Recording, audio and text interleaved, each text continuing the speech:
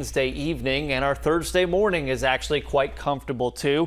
Some of you might need some kind of a light jacket or something to get you going out the door, as some of you have fallen into the upper 50s. But the heat stays with us. Average high is 86, 92, 93, 93, 91. First day of fall is Monday, and then look what happens after that. It's almost like magic. Mother Nature knows we're heading into fall. Now, we're not saying we've got 60s and 70s for highs, but I'll even settle for low to mid 80s. Sunny and dry today and tomorrow, not anticipating any showers or storms, and even your weekend will bring plenty of dry hours for whatever you have planned. Should be a nice weekend to spend some time outside. A little bit hotter though.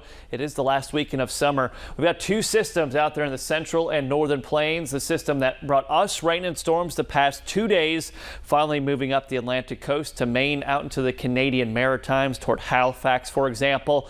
Dense fog, though, across a good portion of the Tennessee Valley. That may slow down your morning drive to work and school. This is your 48 First Alert Road Report, sponsored by Bankston Motorhomes.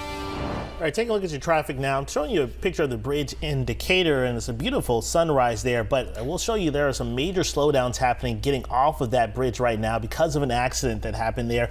And as you can see, it's going all the way across the bridge at this point, the slowdown is. Now, this accident happened literally as you get off the bridge there. Now, we are continuing to monitor that, and there's also another slowdown in the Decatur area. That's due to another accident that happened on the Gordon-Terry Parkway, eastbound at Morgan Road. So just two things to be aware of if you're heading out this morning or going into the Decatur area this morning. Right now, your drive times from Decatur to Huntsville, though, about 25 minutes. Gina. Jonathan, thank you. This morning, Huntsville police are continuing to investigate after the body of a man was found inside a home yesterday. Police say the body was in a house on Clovercrest Drive in South Huntsville. The Major Crimes Unit is leading this investigation. Witnesses on scene tell us police were processing that area for hours. We'll bring you updates as we learn more on this case. Huntsville police are also searching for the man they say shot two people in broad daylight outside of an apartment complex in Huntsville. Now, police are looking for Tyshawn Hampton, who you see on the screen. He's wanted on murder and assault charges for a shooting on Binford Drive earlier this week. The shooting left one man identified as Caleb Martin dead and another injured. Investigators say Martin and another person were fighting when Hampton intervened. Police say Martin then started to fight Hampton. Hampton is then accused of pulling out a gun and shooting Martin. The same bullet hit that second victim. Now, if you know where Hampton is, you're asked to call Huntsville police. Also this morning, a man who pleaded guilty to robbery will spend the next 25 years in prison. David Farley pleaded guilty in connection to a 2023 robbery that happened at a home on County Road 626 in Coleman County. In a statement, District Attorney Champ Crocker says this was the first time he had to use a Nias law to hold an offender without bail. Also new this morning, an Athens family is looking for a new home after theirs was destroyed in a fire. This happened on Whitson Street near Hines and Browns Ferry Street yesterday. You can see this photo here of that smoke billowing from the home. Nobody was hurt during that fire. One person has been arrested after shots were fired in Coleman County yesterday. Deputies responded to a shots fired call just outside of West Point. Now, the sheriff's office says they believe this was an isolated incident. Well, so to come, it's about to be safer for people to launch their kayaks into Sugar Creek in Limestone County. We'll tell you why up next.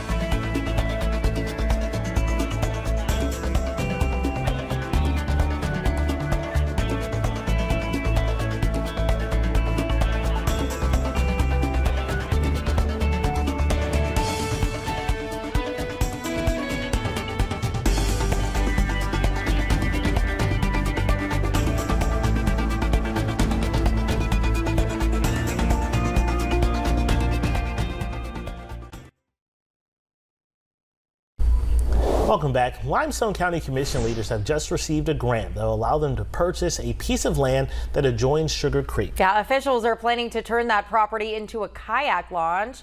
People currently have to park on the edge of a highway in order to launch their kayaks.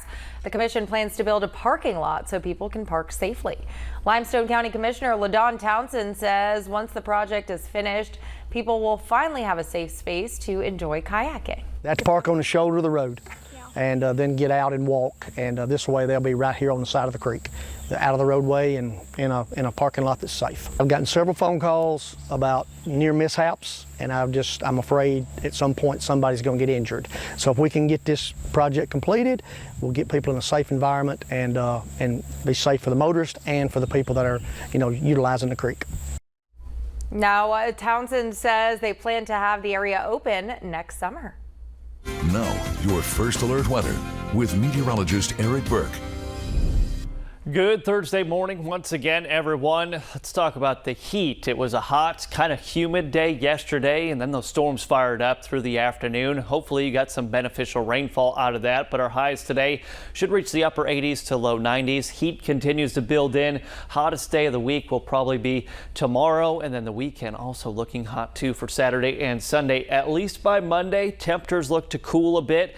Might even have a few showers and storms popping up for Monday and Tuesday. Wind today out of the west and northwest, then takes on more of a northeasterly component, about 5 to 7 miles per hour. Some dense fog spreading out over parts of Lake Gunnersville and Marshall County. Please travel with caution. The tropics starting to get a bit more active. We've got Tropical Storm Gabrielle here. All the model data and the National Hurricane Center forecast has that sweeping well out to sea, and that's good news for all of us here in the lower 48.